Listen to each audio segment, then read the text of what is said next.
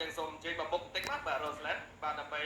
បាទគណៈថាបតីបាទធ្វើបាទអាដាមកូឆាយដែលជាប្រធានសហព័ន្ធកីឡាបណ្ដោះគុណខ្មែរបាទធ្វើពិធីបំពេញខ្សែក្បាច់ជាមួយអាដាមវ៉ាសុធាដែលជាស្វាមីលោកជំទាវអ្នកជុំមានដែលគណៈនាយការក្រុមហ៊ុនតតក្រុមបាទ Mr. Bruce ដែលជា Bruce Master របស់ Gensberg បាទអបអរសាទរបន្តទៀតដល់ Roseland បាទជាបន្តបាទសូមខាងសាកលរបស់ជើងជូនម្ចាស់ JLP 8 Man Tournament នៅក្នុងថ្ងៃនេះបាទសូមគោរពបា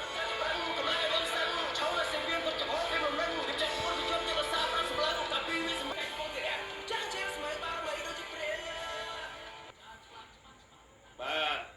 នេះហើយបាទលោកតមីគៀមដែលជាប្រធានអនុខ្សែក្រវ៉ាត់បាទអាដាមវ៉ាសុធាលោកក៏កាន់បន្ត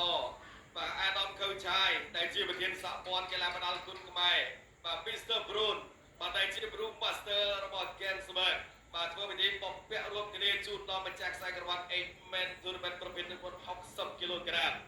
បាទអបអរសាទរបន្តទៀតដល់ក្របីព្រៃពេជ្រសុបា